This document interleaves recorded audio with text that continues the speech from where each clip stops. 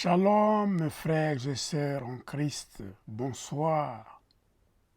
Aujourd'hui je vais encore vous parler et continuer le grand thème que j'avais commencé sur la repentance. Le grand thème que j'avais commencé qui s'appelait « Répands-toi car tu connais tes faiblesses », c'était la fois dernière. Mais aujourd'hui, nous allons continuer de la même manière, mais ici, nous parlerons du parabole de Jésus-Christ quand il parlait du mauvais riche et du pauvre Lazare. La fois dernière, le Seigneur Jésus avait parlé des trois éléments, disons des trois membres du corps qui pouvaient nous amener dans les péchés. Il nous avait parlé de la main, du pied et de l'œil. Donc il avait dit, si c'était la main, pour toi, qui t'amène à une occasion de chute, coupe-la, mieux vaut entrer manchon dans la vie que d'avoir les deux mains et aller en enfer. Il avait répété la même chose pour le pied et l'œil également. Si c'est ces deux éléments, organes du corps, qui nous amènent dans les péchés, vaut mieux en débarrasser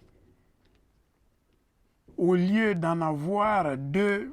Débarrasse-toi de ce membre du corps qui t'amène souvent dans les péchés afin d'éviter d'aller en enfer. Car en enfer, ce que la Bible nous déclare, c'était là où le feu ne s'éteint point, là où également les vers qui rongent nos corps ne meurent point. Alléluia. Donc, c'est un sujet de nous débarrasser du vieil homme, le corps qui nous a menés dans les péchés. Alléluia. Alors Jésus les avait donné la voie et que nous tous, croyants chrétiens, nous devons suivre ces voies-là pour éviter d'ouvrir les portes à Satan afin de nous entraîner dans le monde des péchés. Car la Bible déclare, le salaire du péché, c'est la mort. Alléluia, amen. C'était cette parenthèse que j'avais ouverte pour ce que j'avais parlé de la fois dernière. Mais aujourd'hui, nous parlons toujours dans le thème de la repentance, mais ici, nous entrons dans notre lecture qui est dans Luc, chapitre 16 du verset 19 jusqu'au 31, qui nous parle du mauvais riche et du pauvre Lazare. Lisons la parole de Dieu et après nous allons décortiquer qu'est-ce que Jésus voulait nous parler là-dessus. Alléluia, gloire à Jésus. Je lis la parole de Dieu pour une bonne compréhension. Il y avait un homme riche qui était vêtu de pourpre et de fin lin, et qui chaque jour menait joyeuse et brillante vie. Un pauvre nommé Lazare était couché à sa porte, couvert d'ulcères, et désirait de se rassasier de miettes qui tombaient de la table du riche, et même les chiens venaient encore lécher ses ulcères. Le pauvre mourut, et il fut porté par les anges dans les seins d'Abraham. Le riche mourut aussi, et il fut enseveli. Dans le séjour des morts, il leva les yeux, je parle ici du riche qui était mort, il leva les yeux et tandis qu'il était en proie au tourment, il vit de loin Abraham et Lazare dans son sein. Il s'écria, Père Abraham, aie pitié de moi et envoie Lazare pour qu'il trempe le bout de son doigt dans l'eau et me rafraîchisse la langue. Car je souffre cruellement dans cette flamme. Abraham répondit, Mon enfant, souviens-toi que tu as reçu tes biens pendant ta vie, et que Lazare a eu les maux pendant la sienne. Maintenant, il est ici consolé et toi, tu souffres. D'ailleurs, il y a entre nous et vous un grand abîme, afin que ceux qui voudraient passer d'ici vers vous ou de là vers nous ne puissent le faire. Les riches dit, je te prie donc, Père Abraham, d'envoyer Lazare dans la maison de mon père, car j'ai 5 frères. C'est pour qu'il leur atteste ces choses, afin qu'ils ne viennent pas aussi dans ces lieux de tourment. Abraham répondit, ils ont Moïse et les prophètes qui les écoutent. Et il dit, non, Père Abraham, mais si quelqu'un de mort va vers eux, ils se repentiront. Et Abraham lui dit, s'ils n'écoutent pas Moïse et les prophètes, ils ne se laisseront pas persuader quand même quelqu'un de mort ressusciterait. Amen. Père éternel, bénis ta sainte parole. Je vais entrer dans la profondeur de cette parole. Notre thème d'aujourd'hui, c'est les mauvais riches et le pauvre Lazare. Jésus voulait illustrer au monde entier, à nous tous, parce que la parole reste, le monde partira, le soleil s'obscurcira, la lune ne sera point, toutes choses passeront, mais la parole de Dieu continuera toujours. Et c'est cette parole vivante que Jésus avait prononcée et c'est vivante jusqu'aujourd'hui. Ici, il voudrait nous parler des conséquences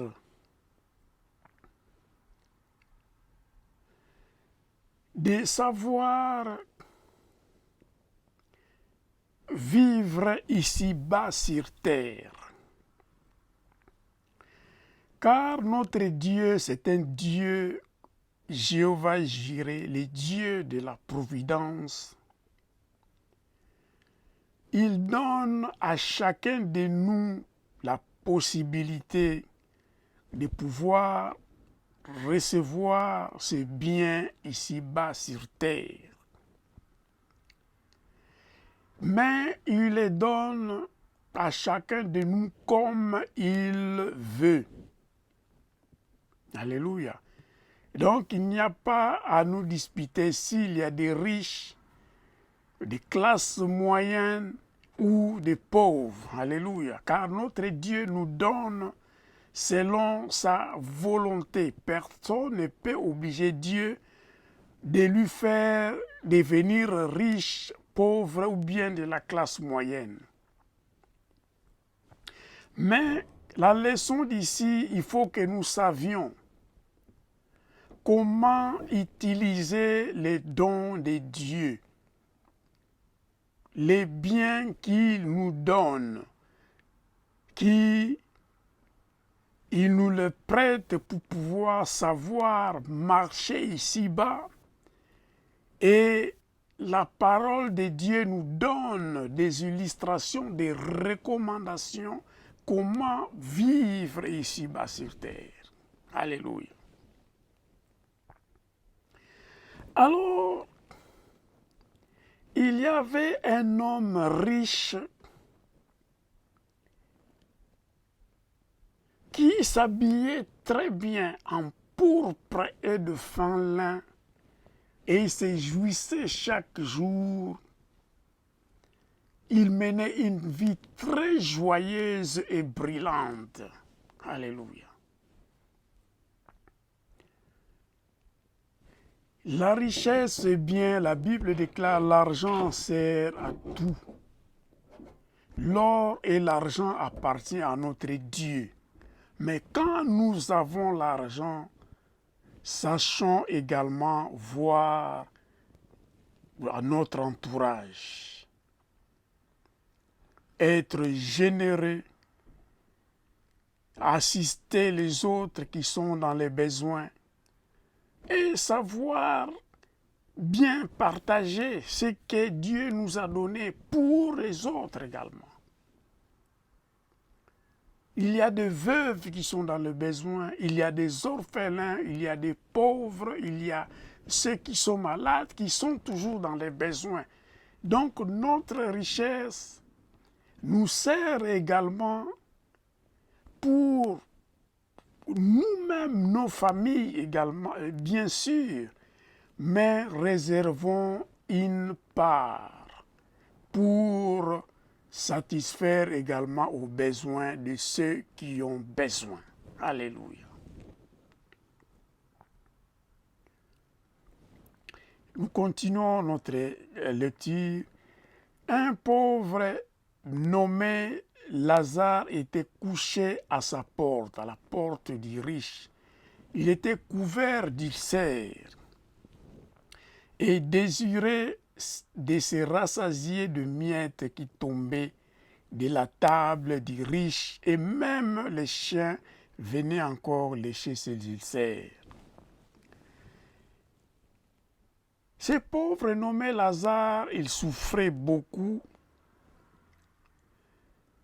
Il était malade, il était couvert d'ulcères, donc certainement il n'avait pas du travail. Et même s'il avait du travail, il était complètement dérangé. Pour son physique ne pouvait pas lui permettre de bien travailler et de gagner son pain. Donc, il était sans embauche. Alors, pour se sauver, il était couché à la porte du riche pour mendier le miette de pain qui tombait sur sa table.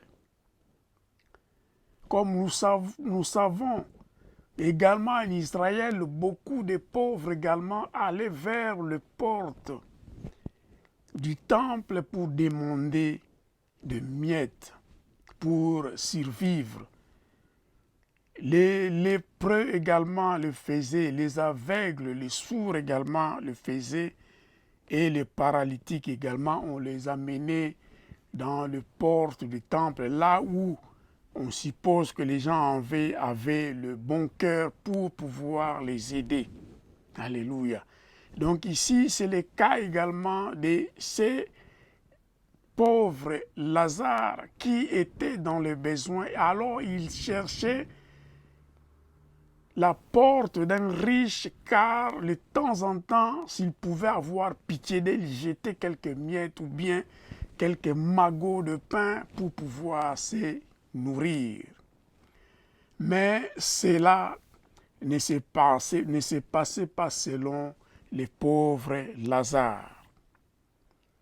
Donc les riches étaient avares, étaient mauvais, et il utilisait toute sa richesse dans son égoïsme pour lui-même et sa propre famille. Alléluia. Mais ici, la Bible dit ici, il vivait sur la terre. Il y a 4 éléments que Jésus a énumérés ici. Ici, ils avaient leur vie ici-bas sur terre. Et il y a la mort qui est survenue. Les pauvres moururent et les riches également étaient morts. Mais la Bible ici déclare les pauvres moururent et ils furent portés par les anges dans les seins d'Abraham. Car les larmes de bien-aimés de Dieu, de ceux qui servent Dieu, de ceux qui aiment Dieu, ne vont pas au séjour des morts. Ça va directement vers le ciel. Alléluia. Tandis que le méchant, leurs âmes vont dans les séjours des morts.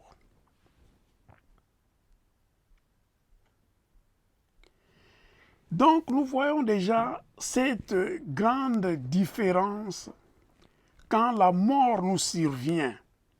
Nous tous, nous sommes ensevelis, nous allons à la tombe, notre corps, mais l'âme est récupérée vers le ciel, vers Dieu. Le cas du pauvre, si nous lisons 2 Corinthiens chapitre 12, du 2 au 4, que l'âme des justes vont vers le ciel, auprès du Seigneur. Alléluia. Mais l'âme des riches qui étaient morts aussi, les riches moururent aussi, elle fut ensevelie, qui va dans la tombe. Mais dans le séjour des morts, son âme était allée dans le séjour des morts, dans Deutéronome 32, chapitre 32, 22, peut nous dire cela, ou bien dans le psaume 9, 18, nous pouvons également lire pour comprendre le séjour des morts, à qui est réservé le séjour des morts. Alors les riches qui étaient morts se trouvaient dans le séjour des morts, et il leva ses yeux, tandis qu'il était dans la proie, dans les tourments, il était dans la souffrance, il y avait le feu qui les tourmentait. Alléluia. Il vit de loin Abraham et Lazare dans son sein. Alléluia. Donc Lazare était dans le ciel parce qu'il était le bien-aimé de Dieu, l'ami de Dieu. Et Lazare également, il était de bon cœur, il s'était bien comporté ici-bas sur terre, bien qu'il avait vécu l'injustice des humains, nos confrères. Alléluia. Mais il s'était retrouvé au ciel. Son âme était retrouvée au ciel. Alors Lazare, en voyant le père Abraham au ciel, et voit également Lazare, le pauvre Lazare, qui lui maltraitait, qui ne donnait même pas le miette de ses pains. Il voit Lazare, il était bien, il était au sein de Lazare, de Père Abraham. Alors il s'écria, Père Abraham, aie pitié de moi et envoie Lazare pour qu'il trempe le bout de son doigt dans l'eau et me rafraîchisse la langue. Alléluia. Où étais-tu, riche homme? Quand l'autre était dans la misère, quand l'autre voulait seulement manger le miette de pain qui tombait sur ta table et qu'il souffrait d'ulcère qui couvrait tout son corps, n'avais-tu pas le moyen de l'envoyer même chez un médecin pour le faire soigner? Rappelons-nous du bon Samaritain. Quand il avait vu quelqu'un était battu, il était bien dans des plaies sur son corps, il l'emmena dans une auberge, là où il paya même pour ses soins. Il avait même promis, s'il y avait quelque chose de surprise pour payer pour les soins de cet homme qui était bâti, il le ferait. Et toi, homme riche, où étais-tu pendant que celui-ci manquait à manger et il n'avait pas de soins adéquats pour son corps? Alléluia. Au moins, si tu pouvais l'envoyer à l'hôpital ou bien prendre soin de son corps, de son ulcère, il pouvait quand même commencer à travailler et gagner son pain. Tu pouvais alléger sa vie, sa souffrance ici-bas sur terre. Mais tu ne l'avais pas fait. Mais maintenant, en voyant que l'autre était dans le calme, dans la paix, donc il demande au Père Abraham de lui faire ses services à travers le pauvre Lazare. Continuons notre lecture pour comprendre encore. Alors, il souffre cruellement dans cette flamme. Alors, Abraham répondit à l'homme riche, Abraham répondit, mon enfant, souviens-toi que tu as reçu tes biens pendant ta vie et que Lazare a eu le mot pendant la sienne. Maintenant, il est consolé et toi, tu souffres. Donc, selon l'œil de Dieu, comme il nous donne par sa grâce, que tu sois riche, que tu sois de la classe moyenne ou pauvre, soyons généreux. Soyons dans l'hospitalité. Soyons humains. Évitons l'égoïsme et l'avarisme. Si quelqu'un est réellement dans le besoin, il faut venir à son secours, car c'est cela le désir de notre Dieu. Car il nous donne tout ce que nous avons, c'est lui, le Jéhovah, Jireh, le Dieu de la providence. Il permet que tout le monde puisse avoir à manger, à boire, se vêtir et consort. Mais si l'autre n'a pas eu cette grâce de ne pas en avoir, nous qui nous en avons, nous pouvons aussi ouvrir nos cœurs pour venir à leur secours. Alléluia.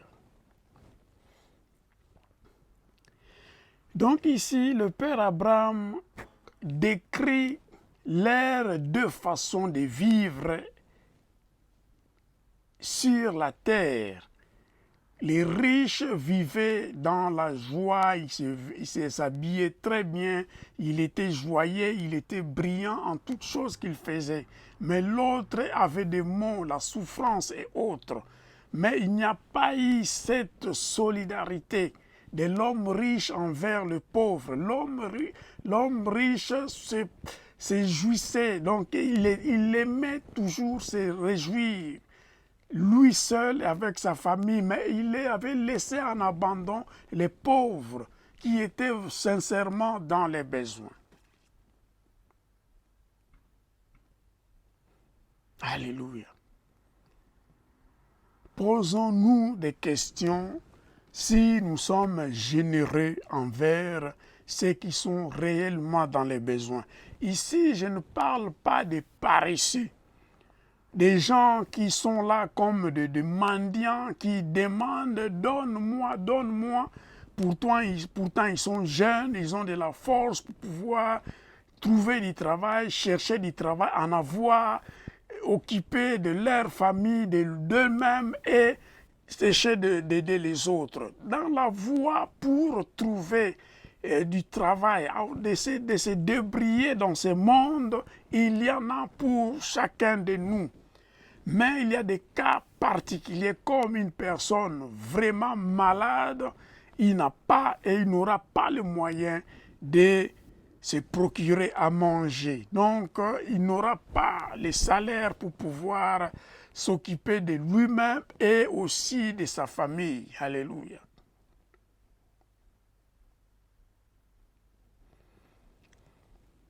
Donc, notre cœur doit être ouvert à ceux qui sont réellement dans les besoins.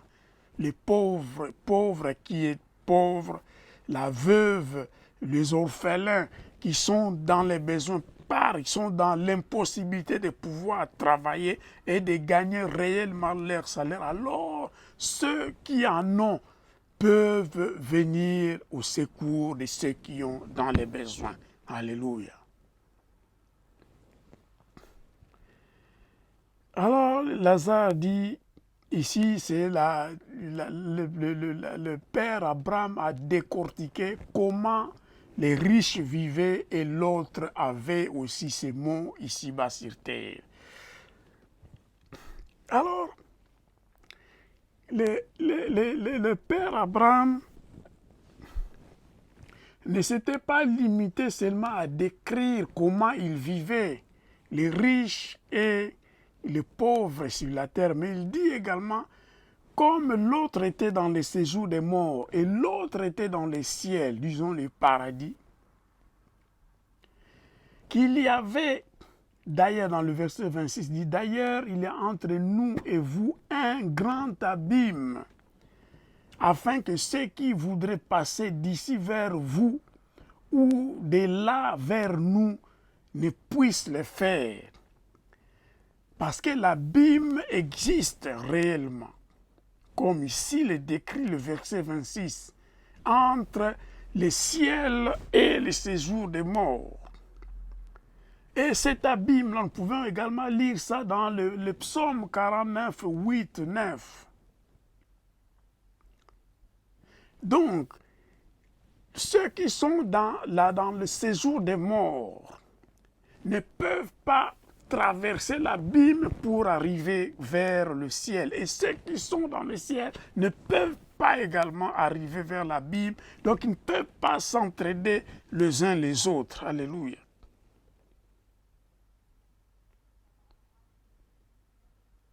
Alléluia.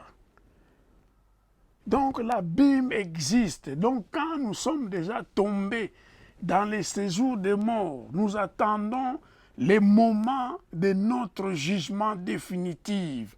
Quand il y aura le trône blanc de Jésus, quand il viendra juger le mort et le vivant. Et à ce moment-là, ceux qui étaient dans les séjours des morts, si leur nom n'était pas inscrit dans le livre des vies, alors là, ils continueront leur vie dans l'enfer. Alléluia. Alléluia. Gloire à Jésus. Et les riches, dans le verset 27, il dit,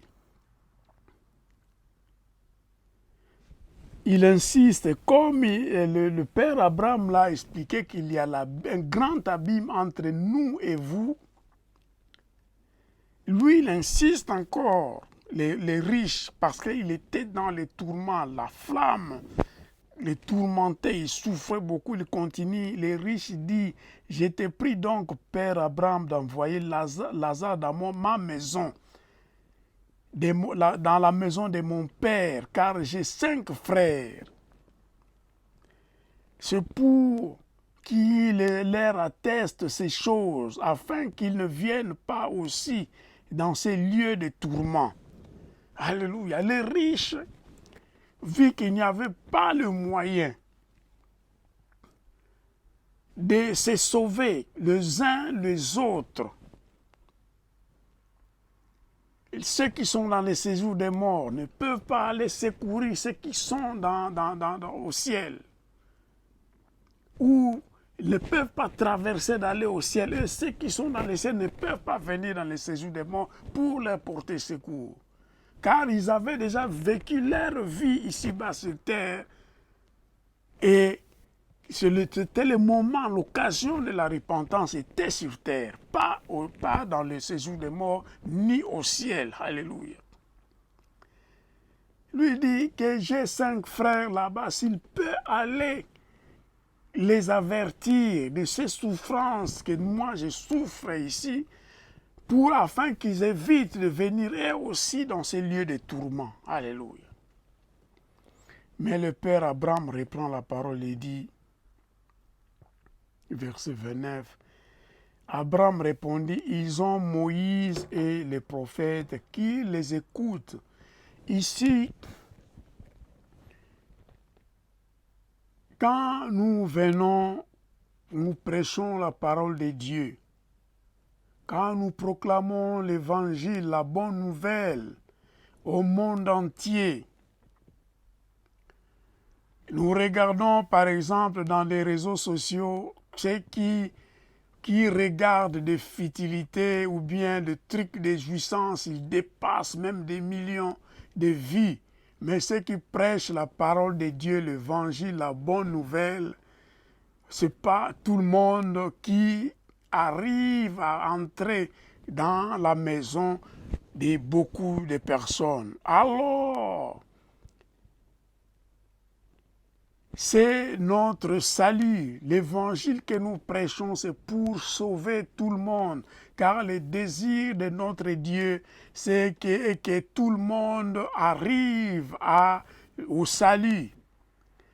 Donc, notre travail n'est pas un travail en vain. C'est un travail qui cherche de nous procurer à nous tous de voir la voie du salut qui nous amène au salut. Alléluia. Car ici-bas sur terre, si nous ne vivons pas correctement, selon la parole de Dieu qui est la lampe sur nos pieds, la lumière sur notre route, oh, nous pouvons tant faire, mais quand le jour arrivera, que nous trouverons dans le séjour des morts, et nous attendrons les jours de jugement final. Et si un jour nous allons nous retrouver en enfer, personne ne pourra venir à notre secours. Alléluia. C'est le moment d'écouter la parole de Dieu, l'évangile, la bonne nouvelle qui est prêchée par Moïse ici. La Bible dit, Père Abraham dit qu'il y a Moïse et les prophètes qui proclament la parole de Dieu, qui les écoutent. Car les prophètes et Moïse, ils étaient ici sur la terre, ils proclamaient la parole de Dieu, qu'ils écoutent la parole de Dieu pendant qu'ils sont vivants sur la terre.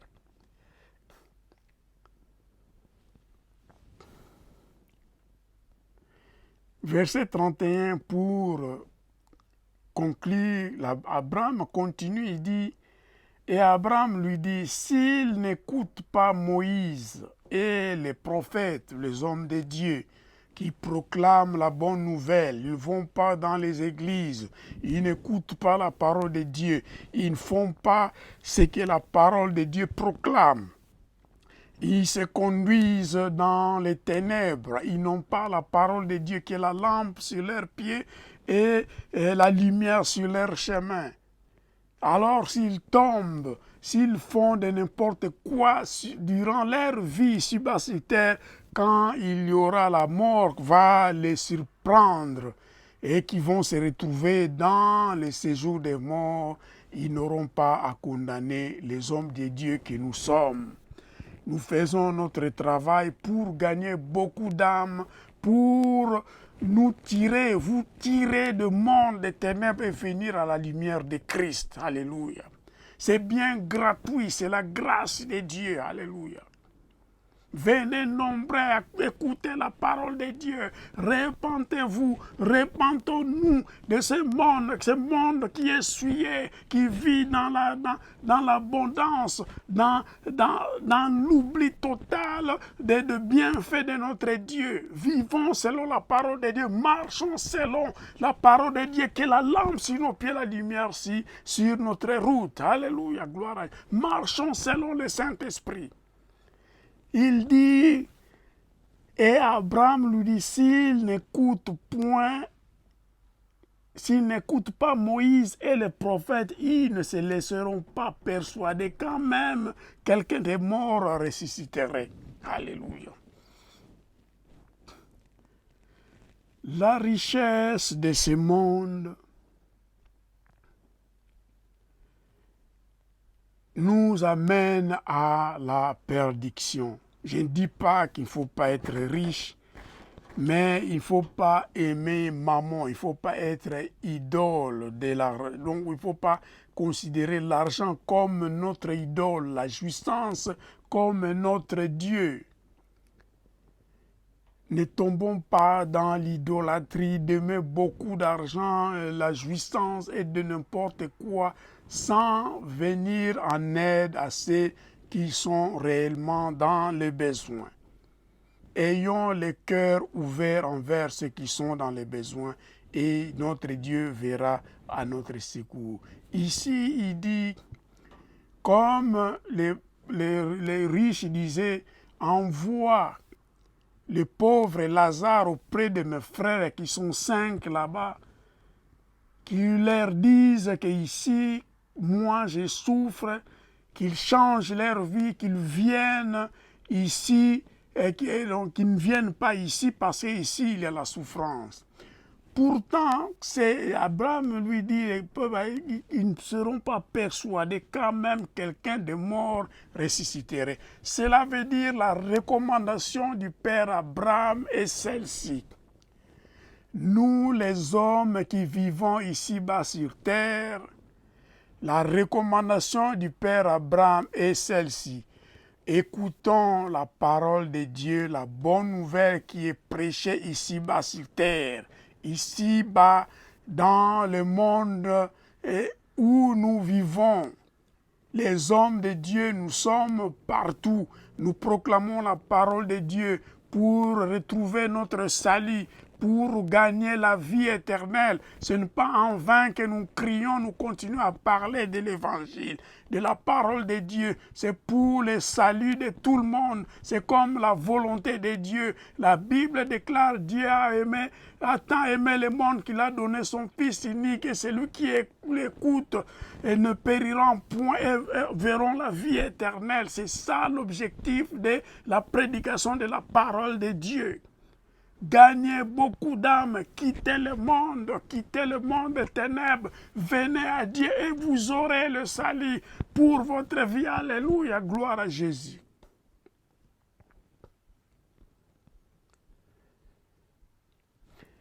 Pour conclure, je vais dire ceci.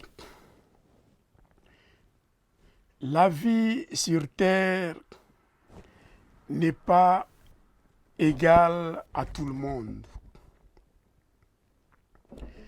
Ceux qui ont la grâce et les privilèges d'avoir beaucoup, par la mesure de leurs moyens, s'ils peuvent, selon la parole de Dieu, aider ceux qui sont dans les besoins. Car c'est ici-bas que nous devrions profiter de l'occasion d'écouter la parole de Dieu et de la mettre en pratique ici-bas sur terre. Notre Dieu est miséricordieux et la Bible déclare, si nous nous repentons de nos péchés, lui, il est prêt de nous écouter et de nous pardonner de nos péchés. Donc, repentons-nous si nous savons, que nous vivons une vie qui n'est pas digne de la parole de Dieu. Car les jours que la mort nous surprendra un jour, que ce soit dans le séjour des morts où notre âme se trouve dans le ciel, au ciel, il n'y aura pas cette entraide que celui qui est au ciel, son âme est au ciel, peut aider celui qui est dans le séjour des morts. Il n'y a pas cette corrélation, il n'y a plus cet amour-là, aimez-vous les uns les autres, c'est fini. Parce qu'entre le séjour des morts et le ciel, les âmes sont séparées, il y a l'abîme, le grand abîme au milieu. Alléluia. Donc la mort sépare les justes et les mauvais. Car ils n'ont pas eu l'opportunité, ils n'ont pas saisi l'opportunité de se repentir pendant leur vie ici-bas sur terre. Et cet abîme existe réellement. Donc la repentance ne demande pas de miracle de celui qui vient, il est ressuscité des morts, il doit venir pour nous convaincre. Non, il y a des hommes de Dieu sur la terre que Dieu a préparés d'avance pour proclamer la bonne nouvelle, l'évangile du salut. C'est pour tout le monde. Saisissez l'occasion, saisissons l'occasion pour attraper notre salut et que le salut va nous amener jusqu'à la vie éternelle. Alléluia. Que l'honneur, la gloire soit rendue à Jésus-Christ Nazareth. Que tout le monde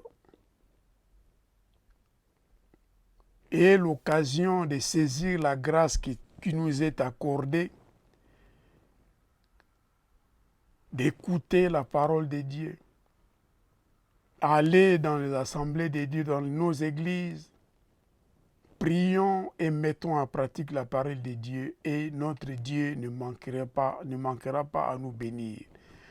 Peuple de Dieu, soyez bénis et que le Seigneur soit avec vous. Au nom de Jésus, j'ai ainsi prié, j'ai dit Amen. À la prochaine. Que Dieu vous bénisse.